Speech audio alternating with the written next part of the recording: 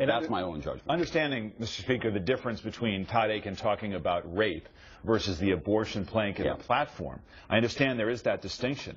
Nevertheless, the question, social issues versus economic issues, as being a big motivator for women, is a question.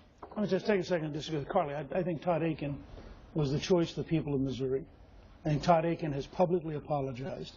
And I think that, and the last poll shows he's beating the Democratic senator. I think we ought to go on from that. Karl Rove said some terrible things on Friday for which he has apologized, which should remind us.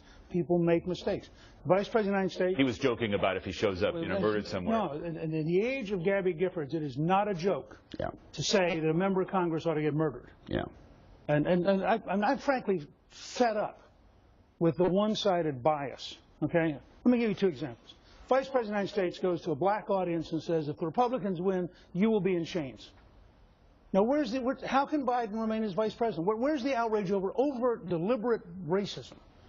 And we talk about people saying things you got to get off tickets. How come Biden shouldn't get off the ticket? Second example, the Democratic Party plank on abortion is the most extreme plank in the United States. The President of the United States voted 3 times to protect the right of doctors to kill babies who came out of an abortion still alive. That plank says tax-paid abortion at any moment meaning partial birth abortion. That's a 20% issue.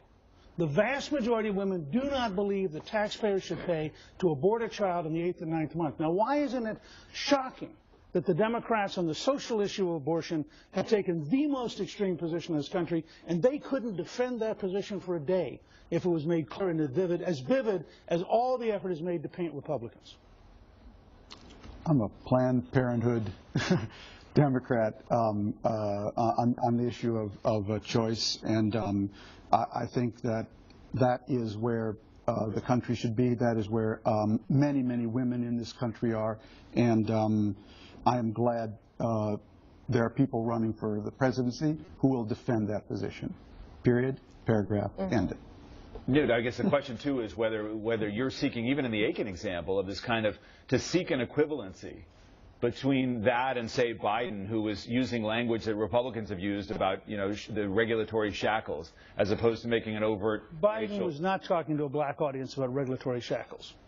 Okay, but let me go back to Tom's point, because so you think it's acceptable to have a party committed to tax-paid abortion in the 8th and 9th month? And you think that's a sustainable position in the United States if the news media spend as much time on the extremism of the Democrats as they spend trying to attack us? They would not be able to adopt that plank this week. Yeah, I do believe that's a defensible position, but I also believe I'm here as a journalist. I'll let the Democratic Party defend it. But also, Doris, part of this is that whatever the Speaker's views are, this is not the battle that Mitt Romney wants to have. He does not want to get into this, to the Democratic plank versus the Republican plank, and he certainly is not defending Todd Akin. You're the first Republican, frankly, Newt, I've heard who said that he should stay in the race. But the party is very much in a different place than you are. No. Well, they are. They clearly are. When a majority of the people of Missouri on Friday, in the latest PPP poll, said he should stay on the ticket, a majority of Democrats, majority of Republicans, majority of independents, he won the primary.